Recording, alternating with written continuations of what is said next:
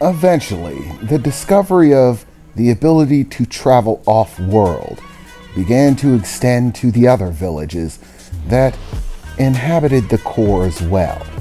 Soon, members of Delius's tribe were transported to the location of other tribes on the world, of which Delius and his other tribal members were more than happy to give the locations to, sending either Delius or another member of his tribe to speak with them in person, as they simply did away with the probes without actually talking to them.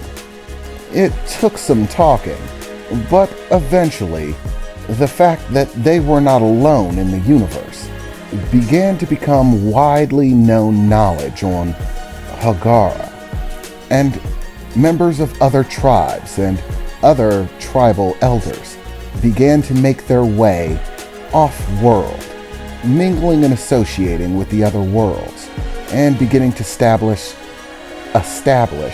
relationships, eventually founding a new council. Elders from each village were selected based on their reputation within the village, with a total of 12 villages in all. 2 elders were chosen from each village. These members would effectively act as the Hagara World Council, as well as 2 champions from each village, functioning as security, just as the representatives for the other world would have people securing their safety. So too was the same said for those coming from Hagara.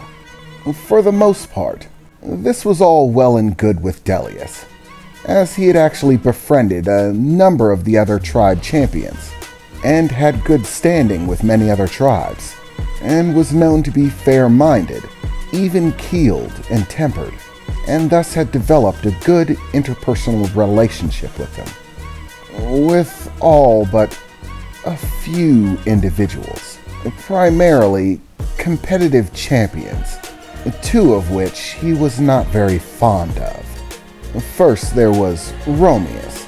He was a sorcerer champion with great magical ability. And then there was Vericus. Vericus, like Delius, was a straight combat champion with no magical assets in his inventory.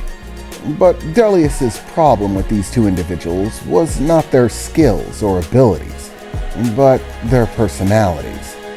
The sorcerer champion, well, was a bit high on himself, though he was not bad by any means or evil. His ego was, well, phenomenal, and still could not handle his defeat by Delius at the Champions Tournament, a contest held between the villages to test the combative skills of the champions of those villages, and therefore the standing of each village, and how many people wish to reside there. In their culture, having a strong champion means that you are well protected from the harsh and unforgiving creatures that dwell on that world, and thus more people flock to your village. But as far as Viral, the physical champion that Delius had a problem with, Delius did not like him because, well, he simply had a cold nature about him. He was a man of few words, believed only in action, and was fairly ruthless in the upholding of those actions. A man not to be questioned or tested. He performed his duty with a ruthless efficiency to it that made Delius somewhat uncomfortable. Sure enough, he knew that he could beat him, and did. However, that cold nature of his always sent a bit of a shiver up Delius's spine when they interacted, as he would share very few words with him. But aside from that, everything was going smoothly. Nothing was unexpected or brought any ripples to the stream. Those 2 individuals might have been a bit of a pain for Delius to have to interact with, But they were not bad or evil. Simply put, they didn't mesh well with Delius's personality, but they performed their duties well. Soon, discussion and association between all of the worlds, including the core world, became a normal part of their society.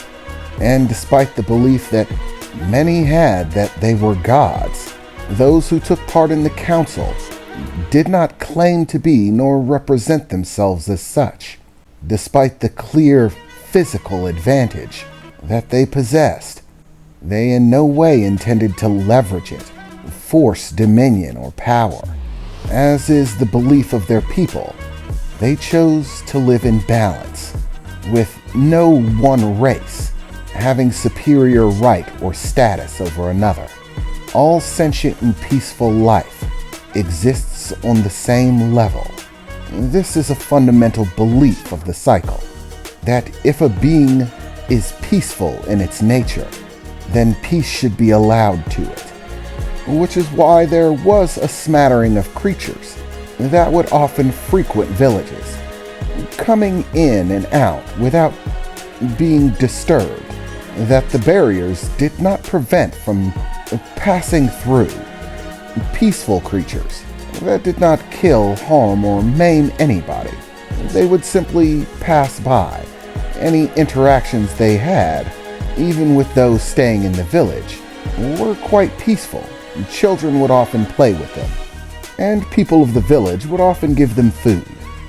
But unlike in other places where these creatures would be kept as pets, Delius's people did not believe in pets. You may befriend an animal, but that does not make the animal your property. They are allowed to remain free, come and go as they wish.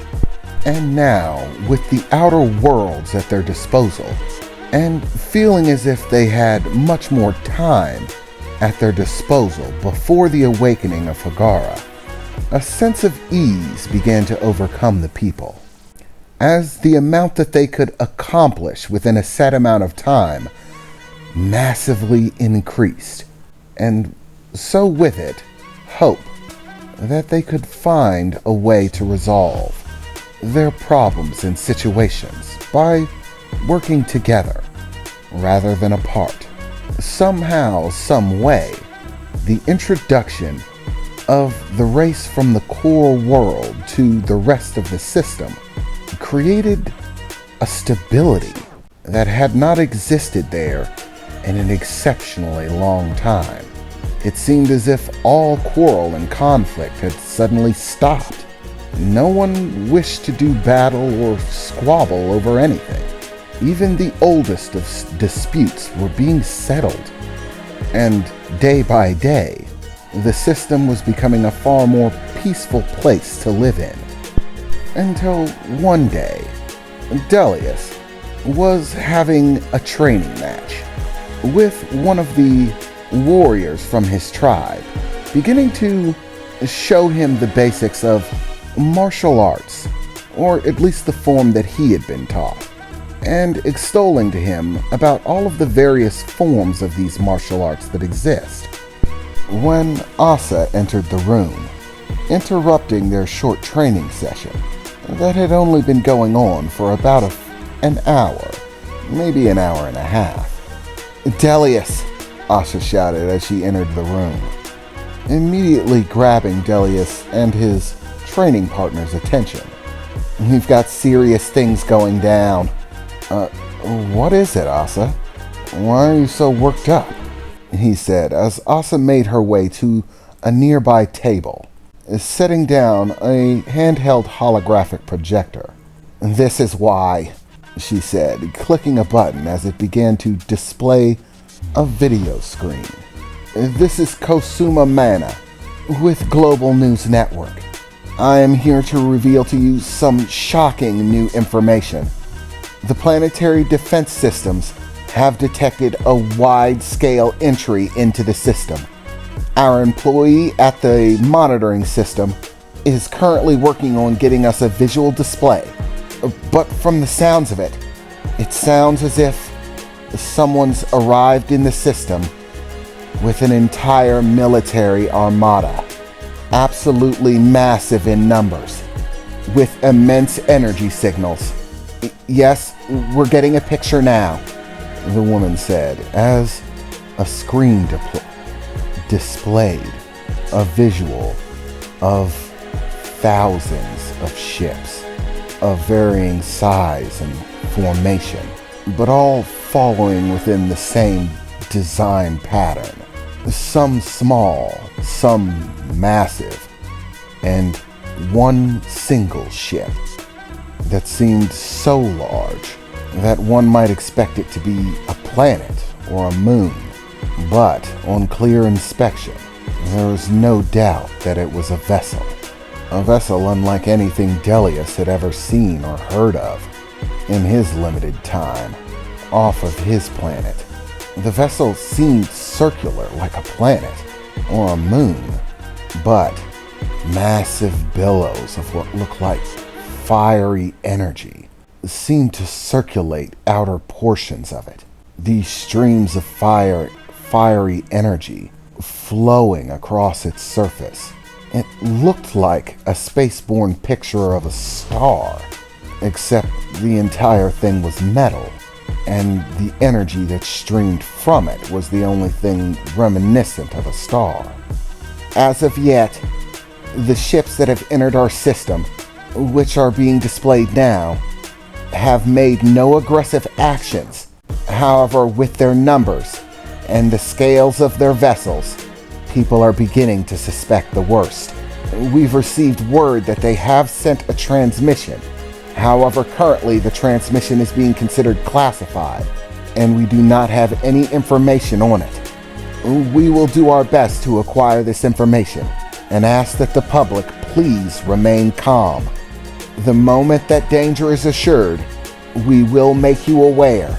Please stay tuned for any changes in this situation, which we all hope does not go bad.